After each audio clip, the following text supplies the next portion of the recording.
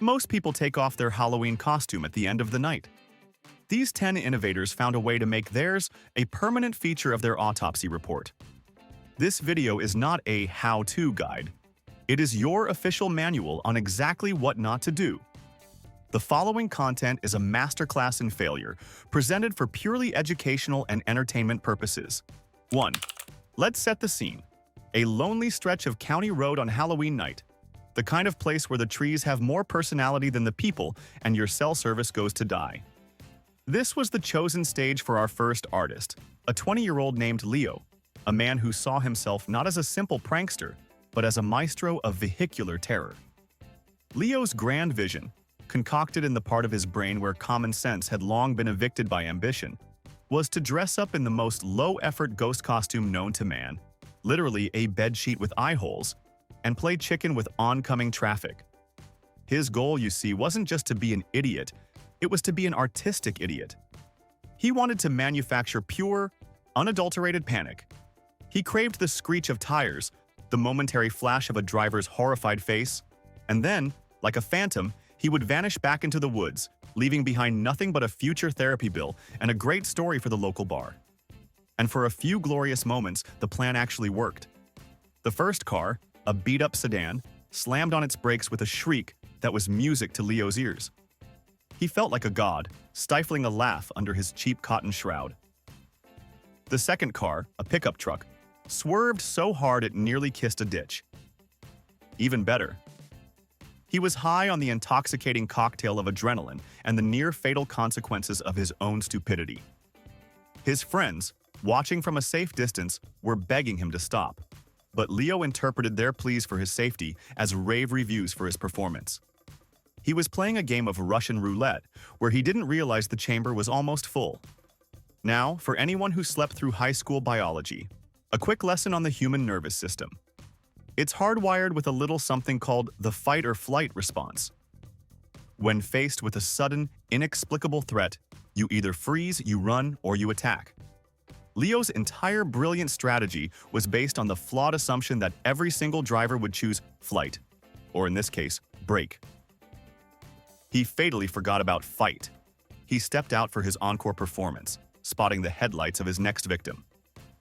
He struck a majestic, spectral pose in the middle of the lane, bracing for the familiar sound of burning rubber. What he heard instead was the terrifying opposite: the deep, guttural roar of an engine being floored. The driver of this car, a woman whose brain had been hijacked by pure, primal terror, didn't see a prankster in a sheet. She saw a large, white, unpredictable thing charging her vehicle. Her lizard brain took the wheel and made a split-second executive decision: neutralize the threat. Instead of hitting the brakes, she stomped on the accelerator. The final moment of Leo's life must have been one of profound confusion, a brief and fatal physics lesson on momentum and impact. His ghost costume, intended as a tool for a joke, instantly became his permanent uniform. He had successfully scared someone to death, proving that sometimes the most dangerous thing on a dark road isn't a ghost, but a moron who is desperately trying to become one. 2. In the hyper-competitive arena of social media, where relevance is fleeting and clout is king, we find our next contestant for the gene pool shallow end, a man named Mark. Mark was a modern-day Icarus, but instead of wings of wax, his ambition was glued together with likes and shares, and instead of flying toward the sun, he was aiming for the front page of Reddit. This Halloween, he wasn't just going to wear a costume, he was going to become a meme. His masterpiece, his ticket to digital immortality, was a simple concept with a monumentally stupid execution. He was going to wear a gigantic pumpkin as a helmet. And I don't mean one of those oversized basketball-shaped things from the local patch. No, Mark went all out. He sourced an agricultural freak of nature, a 250-pound behemoth of a gourd, a leviathan of the vine that required a small team and a pickup truck just to move. To Mark, this wasn't a vegetable. It was a prop, the centerpiece of his viral magnum opus. He spent the better part of a day scooping out its guts, a Herculean task that left his backyard looking like the scene of a brutal pumpkin massacre. A quick anatomy lesson for any aspiring influencers out there considering wearing produce as headgear. The human spine is a marvel of evolution, but the 7 tiny vertebrae in your neck, the cervical spine, were designed to support the weight of your head, not a small car. They are delicate, they are important, and they are absolutely positively not rated for 400 pounds of raw pumpkin. But Mark treated the laws of biomechanics like he treated software terms and conditions. He just scrolled right past them. The big moment arrived. With his best friend filming for posterity, Mark sat on a sturdy wooden chair, a king awaiting his coronation. Together, grunting and sweating, they hoisted the colossal orange sphere into the air. For one breathtaking moment, as the pumpkin hovered over his head, it was a scene of both majesty and madness. Then they lowered it. It settled onto his shoulders. For a single, glorious, social media-worthy second, it was perfect. Mark was the Pumpkin King, a ridiculous, triumphant god of the harvest. He probably already had the caption worked out in his head. He never got to post it. The entire 400-pound load, previously shared between two people, was now focused on the single, most vulnerable point of his entire body. There wasn't a dramatic snap like in the movies. It was a dull, wet, sickening crunch, the sound of a structural support system failing catastrophically. His spine compressed. His quest for viral fame was a smashing success, just not in the way he'd envisioned. The video was never uploaded. Instead, he became a legend of a different sort. A cautionary tale about a man whose ambition was so massive, it could only be contained in a 400-pound gourd, and whose life ended the moment he tried to make his ego his new head. 3. Meet Alan, a man who belonged to the most dangerous demographic on Halloween. The suburban dad who takes his haunted house way too seriously. Alan was an artisan of fear, a purist who believed that the cheap plastic props from the party store were an insult to the craft. For him, true horror demanded authenticity. This year, the grand finale of his garage-based terror dome was to be a full-scale working guillotine. And by working, I mean he didn't buy some flimsy prop. He spent a month in his workshop forging a genuine 90-pound sharpened steel blade. Of course, Alan wasn't a monster, he was an engineer. He designed what he believed was a foolproof safety mechanism. A single half-inch hardened steel pin that would slide through a pre-drilled hole in the wooden tracks, creating a solid stop for the blade an inch above the neck hole. In his mind, this single point of failure was a bastion of safety, a triumph of minimalist design. He'd tested it, of course, by tapping the released blade gently and watching it stop perfectly at the pin. He never once considered testing it with the full 10-foot drop, because that would be needlessly aggressive, and his engineering was, in his own mind, flawless. Halloween night. Alan's haunted house is the talk of the neighborhood. The screams are deafening. The praise is flowing. For the grand finale, he gathers a crowd around his masterpiece. To demonstrate its perfect safety and to add a little showmanship, he decides to perform the first execution himself. "Don't worry," he boomed, winking at the nervous crowd. "I've personally certified this baby. It's safer than a merry-go-round." He placed his own head on the block, the wood feeling cool and solid against his neck. He then turned to his best friend Dave, who was currently 3 cups deep into a punch that was less fruit, more fermented jet fuel. "Dave, my man," Alan announced with the flair of a Vegas magician, "do me a favor and pull the rope. Show these good people how my patented safety stop works." Dave, a man whose decision-making skills were rapidly dissolving in alcohol, grinned and grabbed the rope. With a mighty heave, he pulled the release. The 90-pound blade began its descent with a terrifying whistle. For a fraction of a second, everything was going according to Alan's brilliant plan. He was probably already composing the smug, "I told you so" look he'd give the crowd. He was waiting for the satisfying solid clang of the heavy steel blade meeting the immovable steel pin, a sound that would cement his legacy as a genius of engineering. The sound never came. What the crowd heard instead was a high-pitched, sickening ping, like a guitar string snapping under too much tension. Here's a quick lesson in physics that Alan tragically overlooked. Force equals mass times acceleration. A 90-pound blade, after falling 10 feet, doesn't just tap a safety pin, it strikes it with a catastrophic amount of kinetic energy. The single, half-inch pin, which had seemed so robust in theory, was subjected to a sudden shear force it was never designed to withstand. It didn't bend, it didn't buckle, it simply sheared off, a tiny piece of metal becoming a deadly projectile that ricocheted off the garage wall. The blade, its path now completely clear, didn't even slow down. The pin had been nothing more than a momentary inconvenience on its journey to fulfill its historical purpose. The blade worked flawlessly, performing its intended function with a brutal efficiency that would have made its French inventors proud. Alan's obsession with realism had finally paid off. He had created a finale so authentic, so utterly convincing, that it left the audience speechless. He had truly lost his head over his art, providing a permanent, bloody testament to the fact that when you build a killing machine, you should probably use more than one bolt to keep it from killing you. 4. There are certain cherished Halloween traditions that have survived for generations, and bobbing for apples is one of them. It's a wholesome, slightly unhygienic game that combines the thrill of competition with the joy of getting your face wet. But for a homeowner named Stan, wholesome was just another word for boring. Stan was a man who believed that any event, no matter how classic, could be improved with a healthy dose of what he called pizzazz, and what sane people would call criminal negligence. This year, he decided to elevate his apple bobbing station from a quaint party game into an unforgettable sensory experience. His brilliant idea: ambiance. He wanted the water to glow with an eerie, supernatural light. His chosen tool for this masterpiece of electrical engineering? A massive, suspiciously cheap string of non-waterproof, indoor-use-only string lights he'd bought from a website that probably also sold tactical sporks and counterfeit air fresheners. He took a large galvanized metal tub, a fantastic conductor of electricity for those of you keeping score at home, filled it with water, and artfully submerged the entire string of glowing orange bulbs. For a glorious hour, it worked perfectly. The tub glowed like a radioactive cauldron, and Stan felt like a genius. But then, as a group of kids prepared to play, the lights flickered and died.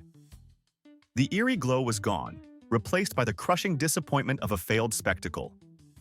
Now, a person with a basic survival instinct might have thought, well, that's a shame, unplugged the entire setup and moved on. But Stan was not that person. He saw this not as a safety warning from the universe, but as a personal challenge. In front of the gathered party guests, he announced with the confidence of a seasoned bomb disposal expert, "Don't worry, folks, I'll have it fixed in a jiffy." Let's pause for a quick science lesson he clearly slept through in the 3rd grade. Water and electricity are not friends. In fact, they have what you might call a fatally dysfunctional relationship, and introducing them in a conductive metal container is like putting them in a locked room with a knife. Stan, completely ignoring the cord that was still very much plugged into the wall outlet, strode to the tub. He saw his reflection in the dark water and likely thought, "Here stands a problem solver." He then proceeded to solve his problem by plunging both of his hands deep into the water to jiggle the wires. The exact moment his fingers touched the frayed, poorly insulated wiring, the laws of physics delivered their verdict with brutal efficiency. The entire tub of water and every single apple floating within it became a single, unified, and lethally energized circuit. Stan's body provided the perfect path to ground. He didn't scream. He just stiffened, his eyes wide with the sudden shocking realization that his brilliant lighting solution had just been upgraded to a full-blown execution device. He had wanted to liven up the party, to create a truly shocking experience for his guests. In his final, tragic act, he succeeded beyond his wildest dreams, turning a timeless party game into a permanent lesson on why the words "indoor use only" are not merely a suggestion. 5. Meet Kevin, a man whose ambition was perpetually locked in a cage match with his common sense, and common sense was getting its butt kicked. This Halloween, Kevin decided his house wouldn't just be spooky, it would be gothic. It needed a statement piece, something to strike fear and envy into the hearts of his neighbors. His prize, a massive, solid concrete gargoyle he'd bought at a garden supply store's going out of business sale. It was a 200-pound beast of pure, unadulterated menace, and its rightful place, according to Kevin, was perched on the very edge of his two-story roof. Now, the logical way to accomplish this would be to hire a few professionals with a crane. But Kevin viewed hiring professionals the same way a cat views a bath, a deeply offensive and unnecessary ordeal. He had a better idea, a plan born from watching too many cartoons and possessing a profound misunderstanding of basic physics. He was going to use a counterweight system. His plan was a masterpiece of flawed logic. He would haul the gargoyle onto the roof, tie one end of a rope around it, loop the rope over a thick tree branch that extended over the house, and tie the other end around his own waist. He, weighing a generous 180 pounds, would then act as the counterweight to the 300-pound statue, slowly and gracefully lowering it into its final resting place. You can already see the problem here, can't you? It's the kind of plan that sounds brilliant if you've had a few too many beers and have forgotten how gravity works. His friends, who possessed at least a rudimentary grasp of math, pointed out the slight discrepancy in weight. Kevin just scoffed. "It's all about leverage," he said, using a word he clearly didn't understand. And so, the stage was set for tragedy. He tied the rope securely around his waist, feeling like a heroic mountaineer. He gave the gargoyle a mighty shove off the edge of the roof. For a split second, nothing happened. And then, Isaac Newton woke up and chose violence. The 300-pound statue plummeted, and Kevin, on the other end of the rope, did not gently descend. He was launched upwards with the speed and grace of a human missile. He didn't even have time to scream a full expletive before his ascent was brought to a sudden, catastrophic halt by the very tree branch he had chosen as his pulley. The impact was absolute. The gargoyle, meanwhile, completed its journey, landing on the front lawn with a thunderous crash that shattered it into a dozen pieces. The final, ironic tableau was a perfect, if morbid, Halloween decoration. A shattered stone monster on the ground, and a man in a makeshift harness hanging motionless from a tree branch. A silent testament to the fact that sometimes the most terrifying monster is the one that lives inside your own head, whispering, "Don't worry, you totally got this." 6. In the arms race of viral Halloween stunts, there's always someone willing to push the envelope until it tears open and bleeds stupidity. This year, that someone was Chad. Chad lived his life by one simple motto: if it's not epic, it's not worth doing. His chosen costume was the ubiquitous inflatable T-Rex, a funny, clumsy outfit perfect for goofy dancing. But for Chad, goofy was an insult. He was going to transform this harmless costume into a vessel of raw, untamed power. His vision: a jet-powered dinosaur. His materials: the T-Rex suit, 2 industrial-sized CO2 fire extinguishers, and an entire roll of duct tape. Let's be clear, this wasn't a plan he spent weeks developing. This was an idea conceived in a caffeine-fueled haze about an hour before the party. He reasoned that by duct taping the fire extinguishers to his back like a makeshift jetpack and aiming the nozzles behind him, he could create a spectacular propulsion-fueled entrance. A quick physics primer for anyone considering a similar career move.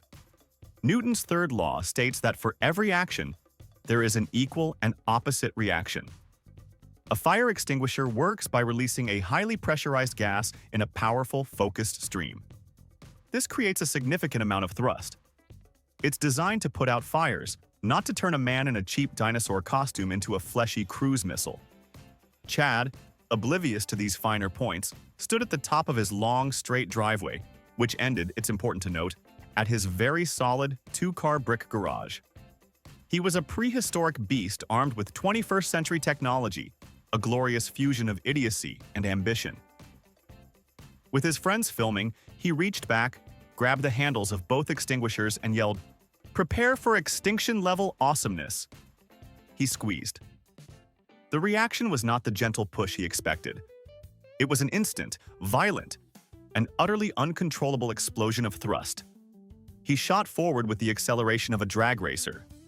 The inflatable costume, which was already clumsy, now acted like a giant, unwieldy sail, catching the force and making steering impossible. He went from 0 to "I've made a terrible mistake" in less than 2 seconds. The driveway, which had always seemed so long, was now a terrifyingly short runway. His triumphant roar turned into a high-pitched shriek of pure, unadulterated panic as he rocketed toward the unyielding brick wall of his garage.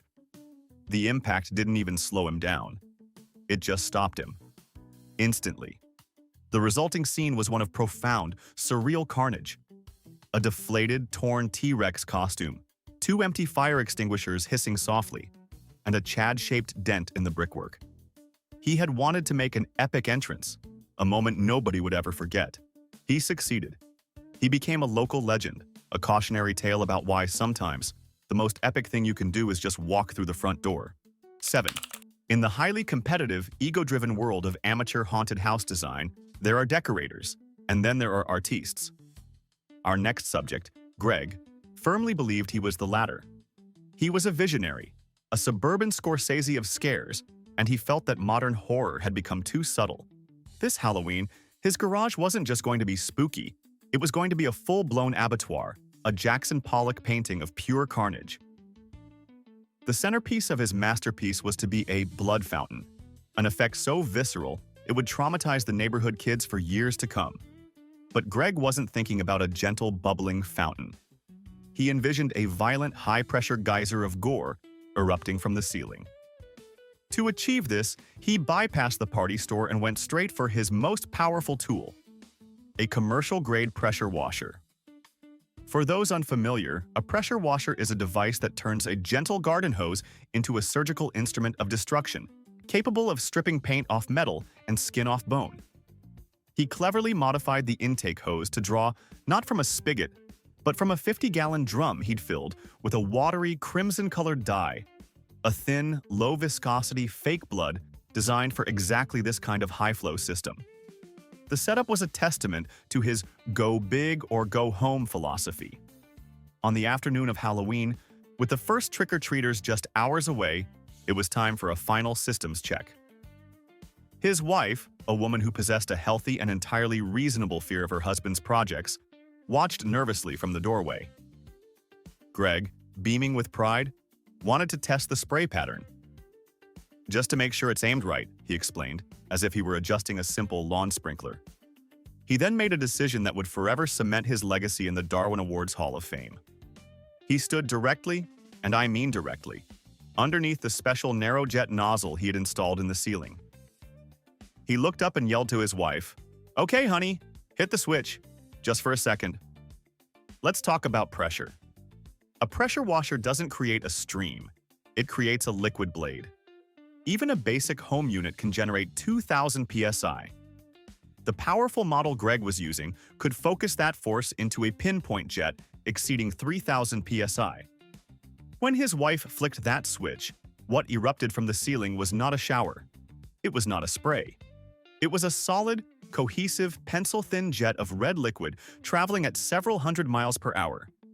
This hydraulic scalpel, which he had so cleverly aimed, struck him squarely at the base of his neck. At that pressure and proximity, the water-based fluid didn't just hit him, it pierced him.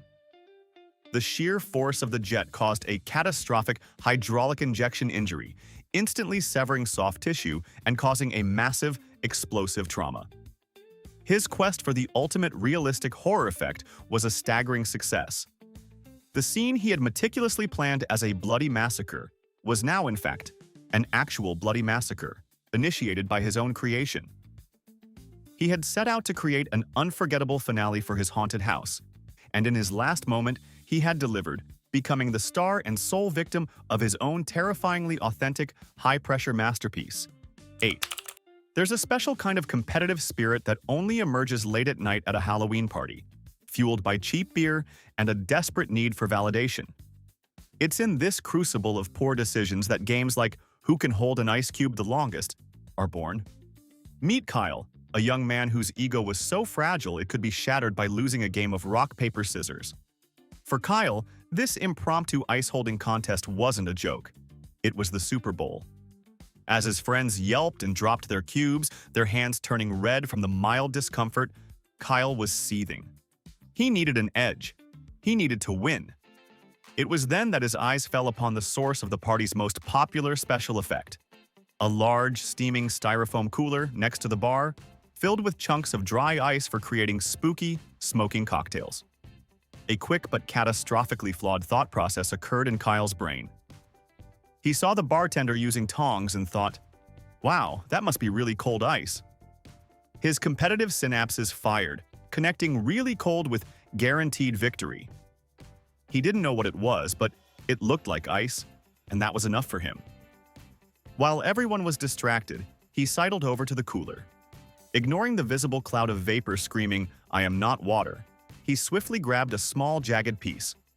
A brief, searing pain shot through his fingers, a final desperate warning from the universe, which he promptly ignored. This was his secret weapon. He returned to the circle of contestants, and with a smirk of pure, unadulterated confidence, he popped the chunk of solid carbon dioxide into his mouth and clamped his lips shut. Let's take a quick trip back to high school biology. Dry ice is frozen CO2, sitting at a balmy -109 degrees Fahrenheit. Contact with living tissue doesn't just make it cold, it causes a severe cryogenic burn, instantly destroying cells. When Kyle placed that chunk in his mouth, the initial shock of the extreme cold was overwhelming. He likely intended to hold it against his cheek, but in a reflexive gasp of pain, he accidentally inhaled sharply. The small, jagged piece of dry ice slid to the back of his throat. The moment the supercooled object made contact with his larynx, his body's self-preservation system went into catastrophic overdrive. He experienced an instantaneous and violent laryngospasm, an involuntary seizure of the vocal cords. His airway, the single path for oxygen to his lungs, slammed shut as if a steel door had been dropped. The panic was immediate and absolute. He couldn't scream, he couldn't breathe. His friends, still laughing at the game, just saw his confident smirk vanish, replaced by a look of wide-eyed terror. He clawed at his throat, his face turning a deep, horrifying shade of purple. The severe internal burn and the rapidly forming edema began to swell his throat tissue, cementing the blockage. Before anyone could even comprehend what was happening, his brain, starved of oxygen, shut down. He collapsed to the floor, silent and motionless. He had wanted to prove he was the toughest guy at the party. He won his stupid contest, but the prize was a one-way ticket to the morgue, a permanent champion in the annals of really, really bad ideas. 9. The piñata. For centuries, it has been a beloved symbol of celebration, a papier-mâché vessel of joy, just waiting to be broken open by a blindfolded child with a stick. But for Rick, our next contestant in the Stupidity Olympics, a stick was an insult to his profound and theatrical masculinity. This Halloween, Rick decided the traditional piñata experience was far too tame. He was going to elevate it. He was going to introduce it to the Middle Ages. Arriving at the party, he proudly unveiled his chosen instrument. Not a colorful bat, but a genuine, honest-to-God medieval flail. A heavy, spiked iron ball attached to a wooden handle by a length of chain. He had bought it at a Renaissance fair, likely from a guy who also sold dragon-themed incense burners. To Rick, this wasn't a historically accurate weapon of war. It was the ultimate party accessory, a declaration that he was not a man to be trifled with, especially when candy was on the line. The piñata was hoisted, and Rick, beaming with pride, was blindfolded and spun around. His friends, initially amused by his ridiculous prop, wisely took several large steps back, creating a safety perimeter that would have made a nuclear test site manager proud. Now, a brief lesson in the physics of idiocy. A baseball bat is a rigid object. The force you apply to the handle is transferred in a predictable arc to the business end. A flail, on the other hand, is a chaotic system. The heavy ball on the end of the chain has its own ideas about where it wants to go, governed by pesky little things like momentum and centrifugal force. Rick, who likely thought centrifugal force was a new brand of energy drink, took his stance. He gathered all his strength and unleashed a mighty, testosterone-fueled swing. He was aiming for the piñata, but he was swinging for the fences of legend. The wooden handle of the flail sliced through the air, but the spiked metal ball, lagging behind on its chain, had other plans. As Rick's swing came to an abrupt halt at the end of its arc, the ball did not. It continued on its circular trajectory, obeying the laws of physics with a devotion its wielder tragically lacked. The heavy spiked sphere swung around in a perfect, beautiful arc and collided with the back of Rick's own head with a sickening, percussive thud. The party went silent. The piñata, full of candy and completely unharmed, swayed gently in the breeze, a silent monument to his failure. Rick had set out to prove he was a warrior, a modern-day barbarian ready to conquer a paper horse. Instead, he had succeeded only in conquering himself, delivering a final fatal blow in a one-man battle against common sense. 10. There comes a time in every procrastinator's life when a Halloween party is hours away and a costume must be created from whatever can be found within a 10-foot radius of the bathroom. For Jerry, a man whose frugality bordered on performance art, this was not a crisis. It was an opportunity to shine. He was going to be a mummy. His primary building material, a 12-pack of the cheapest single-ply toilet paper known to man. For an hour, he painstakingly wrapped himself in the flimsy white tissue, creating a costume that screamed, "I have given up on life." The result was less risen pharaoh and more unfortunate victim of a paper mill explosion. The delicate costume was already falling apart. It needed a fixative, an adhesive to lend it some structural integrity. His eyes scanned the room and landed on a solution that was both immediate and catastrophic. A jumbo-sized can of extra super mega hold aerosol hairspray. Perfect, he thought, the fatal words of so many before him. He proceeded to empty nearly the entire can on himself, dousing his toilet paper shell in a thick, sticky, and fantastically flammable cloud of aerosolized lacquer. The hairspray worked in a way. His costume was now a rigid, off-white exoskeleton. It also effectively turned him into a human-shaped candle wick. He arrived at the party, basking in the glory of his own cheap ingenuity. Later in the evening, he felt the familiar call of nicotine. He stepped out onto the porch, which was tastefully decorated with several jack-o'-lanterns, their sinister smiles illuminated by the gentle, flickering flame of real tea-light candles. He pulled out a cigarette, placed it between his lips, and, being a man of efficiency, decided to use the nearest available flame. As he leaned over one of the pumpkins to light his cigarette, a loose, hairspray-stiffened strand of toilet paper dangling from his arm dipped for a fraction of a second into the open flame. The result was not a small flicker. It was a deflagration. The aerosol propellants and polymers that had saturated his entire costume ignited with a terrifying whoosh that sucked the air out of the immediate vicinity. He didn't catch fire, he erupted. In less than a second, he was completely engulfed in a roaring column of flame.